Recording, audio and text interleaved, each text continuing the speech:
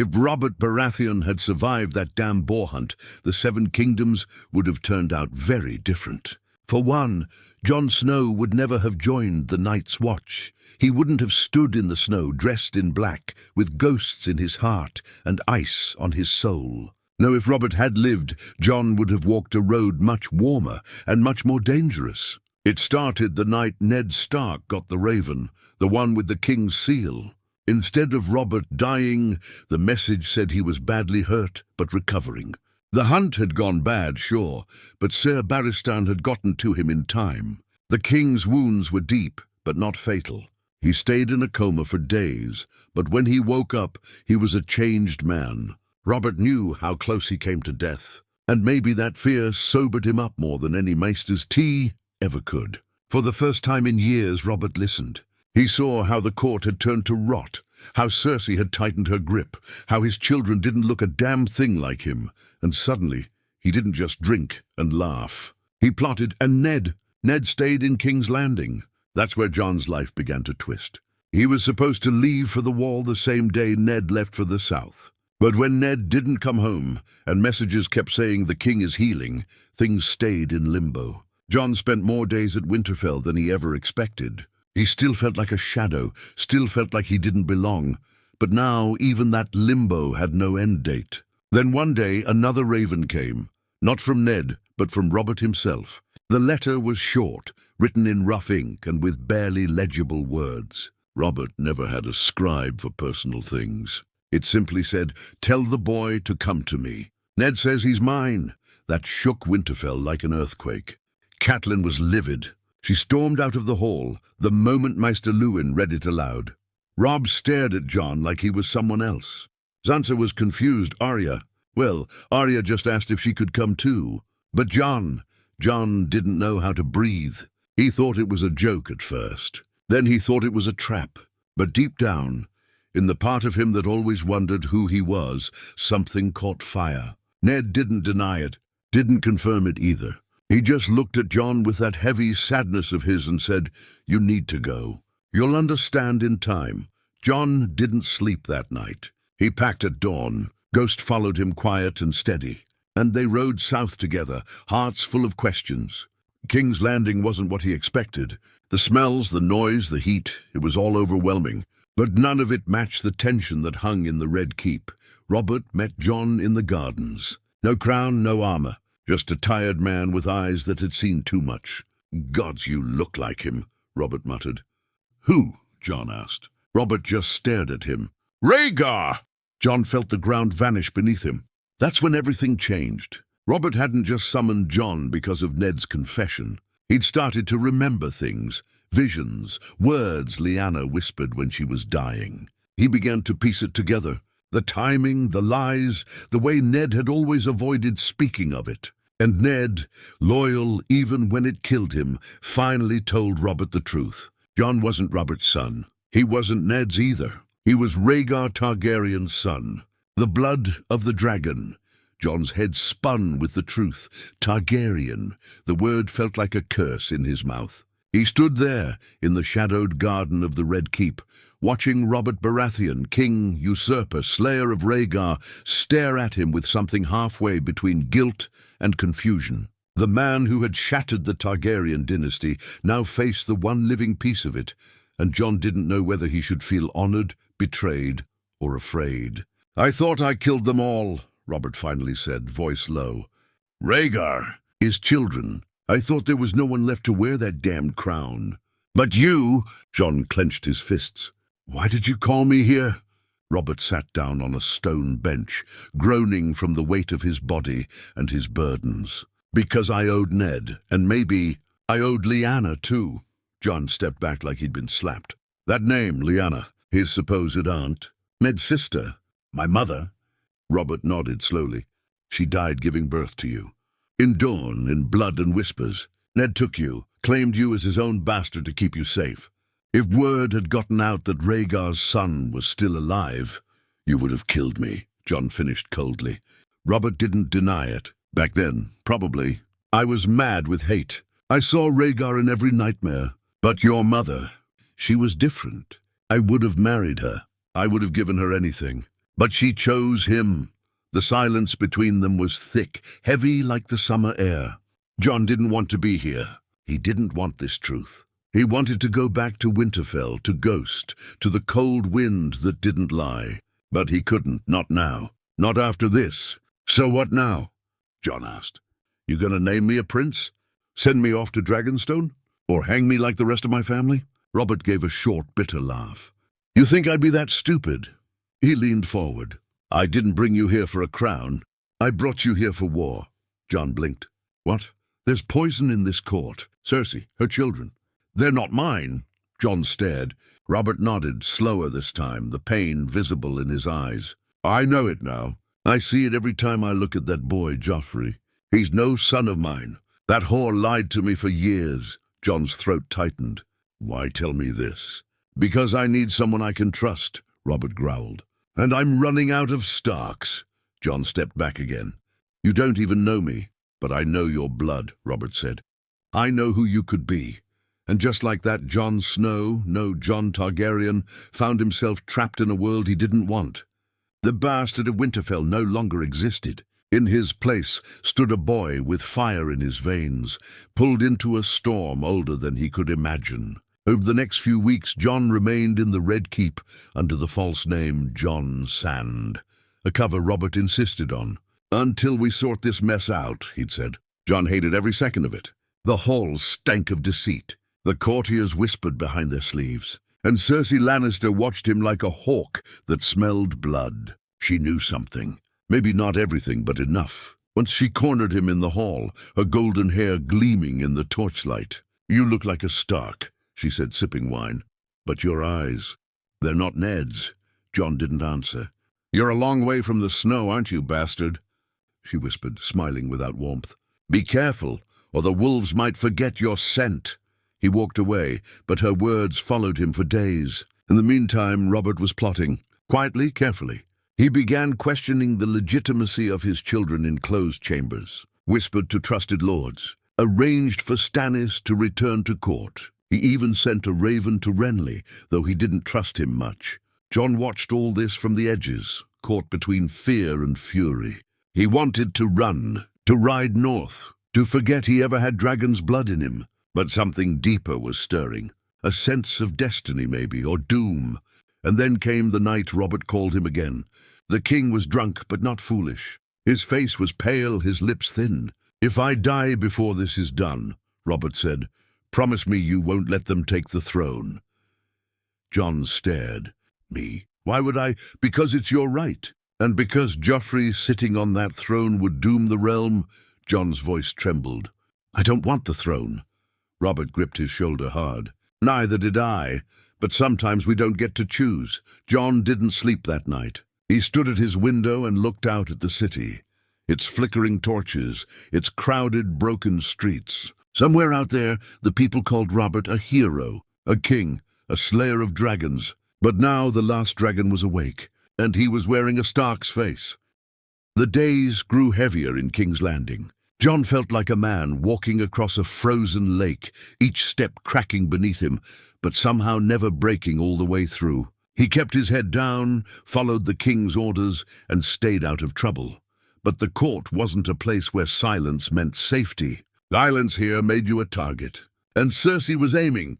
She didn't have proof of who Jon really was, not yet, but she could smell something in the air. Her spies were everywhere. Her eyes, those cold, knowing eyes, were always nearby. She wasn't the kind of woman who let things slide. She was the kind who waited, coiled like a snake, ready to strike when it hurt the most. Jon felt it every time she passed by. Every time her little monster of a son, Joffrey, sneered at him in the training yard or spat insults about northern snow rats. Every time the guards looked a little too long. He wasn't just a bastard boy anymore. He was a problem. And Robert, for all his planning, was slipping. The old wound from the boar had never healed right. He drank more again, talked less. Some nights he called for Jon in a haze of wine and blood and spoke of things that chilled the boy's bones. You're the fire now, boy, he whispered once, clutching Jon's forearm. They'll want to burn you before they bow to you. Jon didn't know what to say. He wasn't fire. He wasn't even sure who he was anymore. He still dreamed of Winterfell, Arya chasing cats in the yard, Robb laughing by the fire, his father's calm voice telling him to stand tall even when the world turned its back. But none of them were here. And the longer Jon stayed in King's Landing, the more he realized he might never see home again. It wasn't just politics keeping him trapped. It was power. Little by little, Robert gave him more responsibility. Sit in on meetings, speak to lords, attend small council sessions. Not openly, not yet, but Jon was learning. He saw the cracks in the kingdom with his own eyes. The gold cloaks were loyal to coin, not justice. The city was bursting at the seams with the poor, the starving, the forgotten. The realm looked calm from the throne, but underneath it was shaking. And then there was Varys. The spider came to Jon one night, quiet as shadow, while he was reading alone in the library. His voice was soft, unthreatening, but every word felt like a hook in Jon's skin. "Do you know who you are, Lord Snow?" Varys asked. "I'm no lord," Jon muttered. "Oh," Varys smiled faintly, "but you are. Even if you don't want to be." Jon tensed. "What do you know?" Varys just tilted his head. "Enough to know that if Queen Cersei confirms her suspicions, you'll be dead before sunrise." Jon said nothing. He didn't trust this man. No one with whispers for weapons could be trusted. But Varys wasn't looking for trust. He was looking for truth. "Do you want the throne?" the spider asked. "No. Then perhaps you're the first man who deserves it." That line haunted Jon for days. Meanwhile, Cersei moved faster. She convinced Grandmaster Pycelle to speak to the king about limiting foreign influences at court, which was just a veiled jab at Jon. She pushed Joffrey into more appearances, more power, more attention. She even tried to turn the council against Robert, whispering that the king was unwell, unable to rule. And then came the final blow.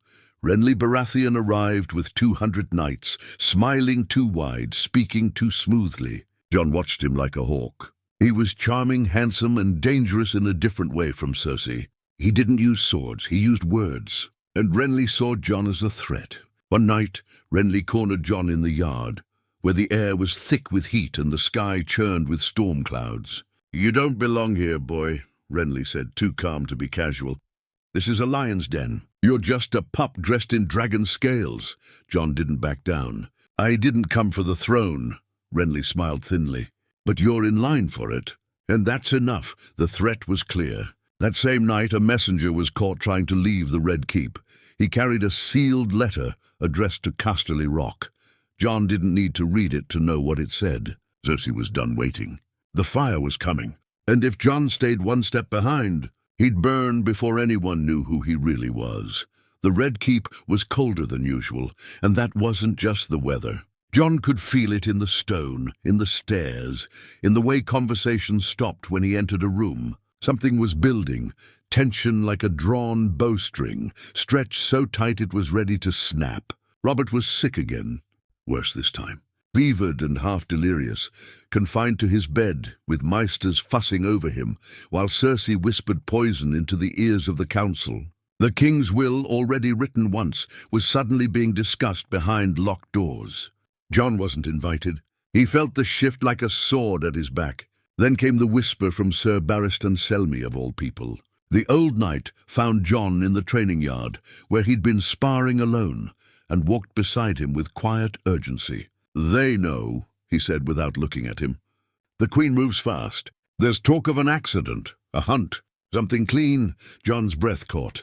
Robert said. "Robert's not awake," Selmy cut in. "And if he doesn't wake up soon, she won't need an excuse." Jon tried to keep his voice steady. "What would you have me do, run?" Selmy paused, then nodded slowly. "Live. That's what I want you to do. You may not care for the throne, boy, but you're the last piece on the board that matters." That night, Jon didn't sleep. He stood by the window of his small chamber, watching the black sky stretch over the city like a funeral shroud. Below, the streets were quiet, but too quiet. Gold cloaks were doubling patrols. New faces were stationed at every gate, and the gates were closing. Jon knew what that meant. He didn't pack much, just his sword, a water skin, and the few pieces of coin Robert had given him. Ghost paced anxiously as Jon moved, sensing his unease. They had to go before the doors shut for good. But when Jon slipped down the servant stair, heart hammering like a war drum, someone was already waiting at the bottom. Arya. She looked older than he remembered, thinner too, with dust on her cheeks and a blade in her hand. "Going somewhere?" she whispered. Jon froze. "What? What are you doing here?" "I came with Yoren, from Winterfell. We were hiding in Flea Bottom, waiting for a chance to get word to father." She tilted her head. "But I guess he already knew." Jon stared at her. "Ned's here?" Arya hesitated. "No, he never made it out. Last Raven said he was imprisoned, but then the birds stopped coming. Robb sent me south to find out if it was true." Jon's stomach dropped. He knew Ned hadn't been writing much. He thought it was caution. Maybe it was chains. Arya stepped closer. "You're leaving, aren't you?" "I have to. They want me dead."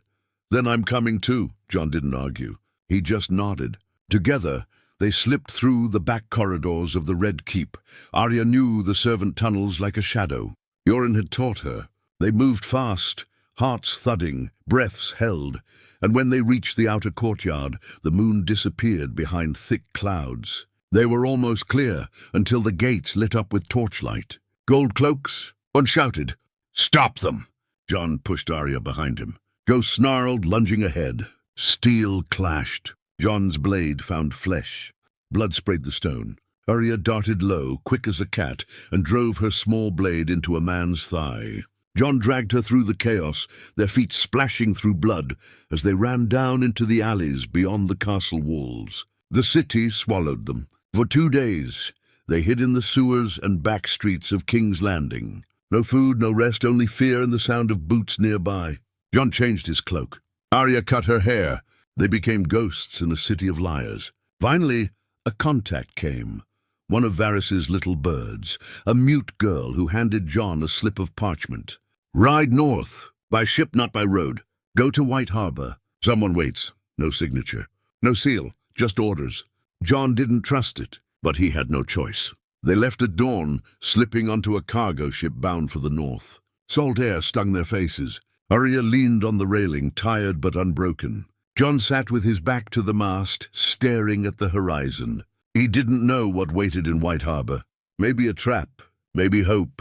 But he knew one thing. He wasn't just a bastard anymore. He wasn't even just a Targaryen. He was a threat, and the people in power didn't forget threats.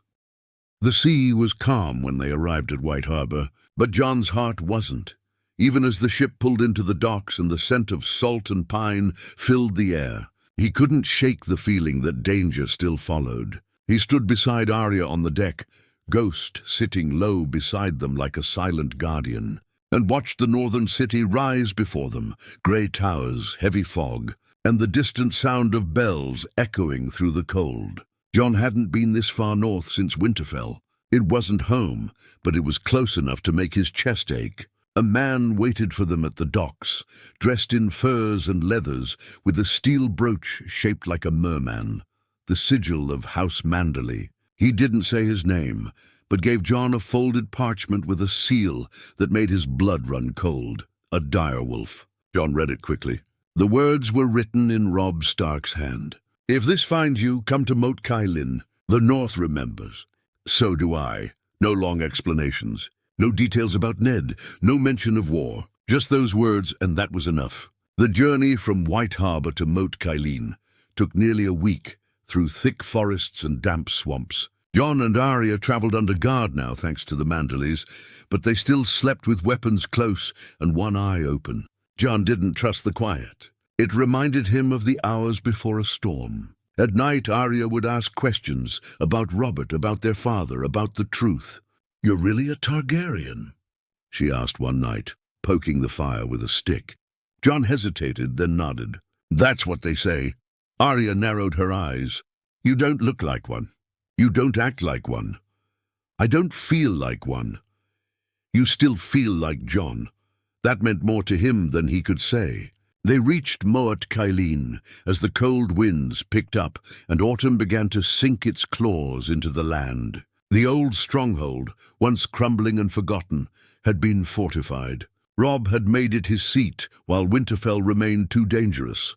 And when John stepped through the gate, he saw soldiers sharpening blades, storing grain, and building defenses with quiet urgency.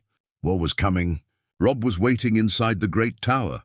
He looked older, sharper around the eyes, broader in the shoulders. He stood when John entered, crossed the room in 3 strides, and pulled him into a tight embrace. "You came," Robb said, voice thick. "You called." They sat by the fire, Arya curled up in a chair nearby, half asleep but still clutching her blade. "I thought you were dead," Robb said quietly. "I was close." Robb looked him over, saw the weight in his eyes. "I heard whispers. Varys sent word in pieces. I didn't believe it until I saw your name in the Lannisters' wanted list. They want me gone, because you're more dangerous than 1,000 swords." John didn't answer that. He didn't feel dangerous. He felt tired, angry, confused. Robb poured them both a drink, and then finally said what John had been dreading. "Is it true? About your blood?" John stared into the fire for a long moment before nodding. "Ned wasn't my father. Rhaegar was." Robb didn't flinch. "So that makes you—" "Nothing. It makes me nothing unless I want it to mean something." Robb studied him. "And do you?" John looked up. "No, I want no crown. I want no throne." Robb nodded slowly. "Then we'll make sure you live long enough to keep saying that." The mood darkened when Robb explained the state of the North. The Boltons were growing restless. Rumors said the Lannisters were preparing to march again. And worst of all, a raven had arrived from Castle Black. "The dead are rising," Robb said grimly. "The Night's Watch sent warning. Something is moving beyond the wall." John felt cold spread through him that had nothing to do with the wind. "I've seen things," he said quietly. "In dreams, shadows, eyes like ice." Robb met his gaze. "Then we don't just need you to survive. We need you to fight." John stood, heart beating harder now. The political game might have followed him from King's Landing, but the real war, the one whispered about in ancient books, was coming fast. And if the world burned from the south and froze from the north, they'd be caught in the middle. "We'll need the old houses," John said. "The Mormonts, the Umbers, Karstarks," Robb nodded. "And we'll call them. But it'll mean war, with the crown, with the queen, with everyone." John didn't hesitate. "Then let it come." He was done hiding. He was done running.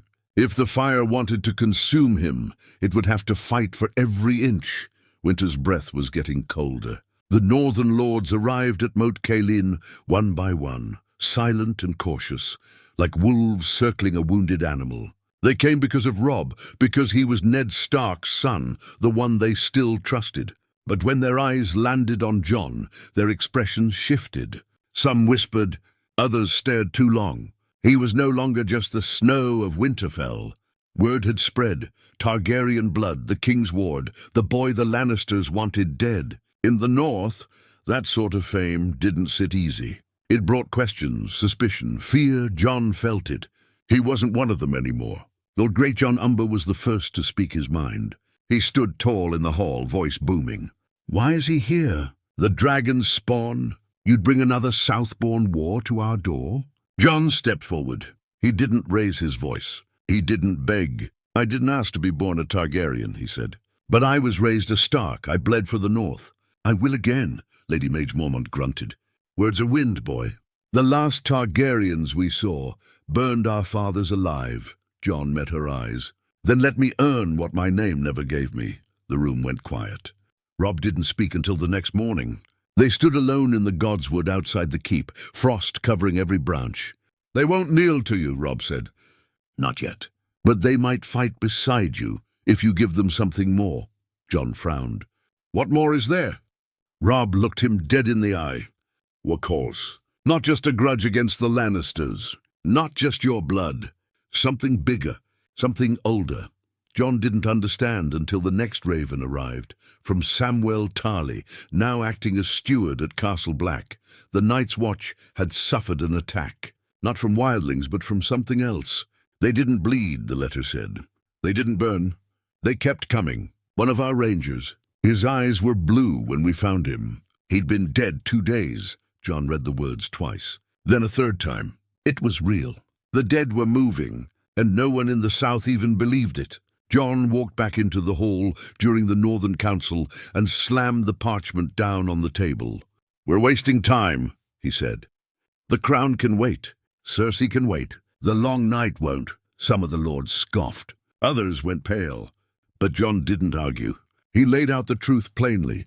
The wall is failing. The dead walk. And if the North doesn't unite now, there won't be a realm left to fight for. By the end of that week, a new banner hung beside the Stark direwolf in Moat Caelin's hall, a white flag bearing a red sword wrapped in black wings. The sigil wasn't Targaryen. It wasn't Stark. It was something new, a symbol of both ice and fire. Jon didn't want it, but the people needed it. And slowly they came. House Mormont pledged 50 seasoned fighters. The Glovers sent 200 men. The Cranogmen sent scouts. Even the reluctant Umbers agreed to hold the eastern flank. Arya stayed close, silent in the shadows, but Jon could feel her pride. She didn't say much, not anymore, but she trained harder, moved quieter. She was becoming something dangerous, and it made Jon uneasy, not because she was changing, but because he understood it too well. They'd both been shaped by this war before it even started. Robb gave Jon command of a third of the northern host. It was unofficial. Jon wasn't a lord, after all, but everyone followed him without question. He knew the land, he knew strategy, and more than that, they saw in him something that made them believe again. A leader born of two enemies, the fire and the frost. And then came the hardest moment. Jon stood before the heart tree in the Godswood, where Robb had called the inner council. He looked around at the faces, lords, warriors, and sworn men of the north. "I don't want a crown," he said, voice firm. "I don't want songs. I want peace. And if that means I fight for the North until my last breath, then so be it." He paused, then added, "But if you want someone to lead the march north, to fight the darkness coming over that wall, then I'll be the first through the gate." Silence, long and cold. Then Lady Mormont stood. "Then I say this Snow is no bastard. He's a true son of the North." Others rose after her. Robb didn't speak until the very end. When he did, he smiled, sad and proud. "Then let the dead beware," he said. "The wolves are coming, and this one breathes fire."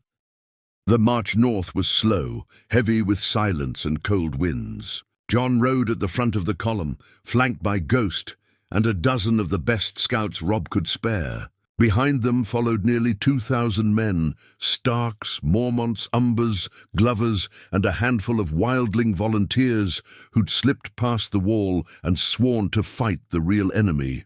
They didn't talk much. The snow had started early, and every man felt the weight of what was coming. This wasn't a war for land or pride.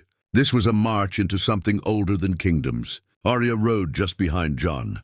She was quicker than ever, always watching, always listening. She hadn't spoken of Winterfell since they left Moat Cailin. He didn't ask. They were both trying to carry more than they could name. By the 5th day, they reached the last hearth. The castle had been abandoned. No fires, no people, no warning. Jon rode through the gates with his sword drawn, Ghost snarling low beside him. Inside, they found nothing but silence and one body. A boy, no older than 10, nailed to the wall in a spiral of frozen limbs, his eyes bright blue and dead as winter itself. The men who followed Jon had fought in battles. They had killed and bled, but even they turned pale at the sight. One of the Mormont men dropped to his knees and vomited into the snow. Jon stood still, his breath white in the cold air. "They're here," he muttered. Arya said nothing. She just stared at the wall, then turned and walked away. That night they burned the body. No one slept. The next day a raven arrived, black as coal with a torn message tied to its leg. Jon opened it carefully, fingers trembling despite the cold. "Castle Black has fallen. Few survived. We are scattered. The wall is breaking. Beware the winds." And he stared at the words, heart hammering. "What now?" Arya asked quietly, standing beside him. "We keep moving," Jon said. "If the wall falls, the North won't be far behind." But he didn't tell her what else he feared. That if the wall had fallen, there was no longer anything stopping the dead from pouring south. On the 7th day they were ambushed. It wasn't the dead, it was worse. A band of sellswords flew no banners, but fought like they'd been paid in Lannister gold. They hit at dawn, slipping through the trees with fire arrows and poison blades. Jon barely had time to raise his sword before chaos swallowed the camp. The first man to reach him wore black armor and a sneer. "The Queen sends her regards," he spat. Jon's blade cut his throat clean. The battle was short and bloody. Nearly 30 good men died before the enemy fled into the trees. They'd been trying to kill Jon, that much was clear. Assassins, not soldiers, and one of them had almost succeeded. Robert Glover died taking a blade meant for Jon. As the man bled out in the snow, he gripped Jon's hand and said, "Don't let my death be wasted. Stop them, all of them." Jon buried him with the others. Later that night, as he washed the blood from his hands, Arya appeared without a sound. "There's a traitor among us," she said, eyes dark. Jon looked up. "You're sure?" "I saw the way one of the guards hesitated during the attack. He didn't draw. Just stood there." Jon didn't ask how she noticed. "Arya saw everything." He called a council of his closest men. They spoke in hushed tones over a map stained with blood. Every step forward now came with risk. Spies, traps, and now the cold breath of the undead behind them. Jon stared at the map for a long time before he spoke. "We ride to Castle Black. If it's still standing, we'll hold it. If it's fallen, we burn what's left and make our stand at the Shadow Tower. What if there's no one left?" someone asked. "Then we fight alone," Jon said.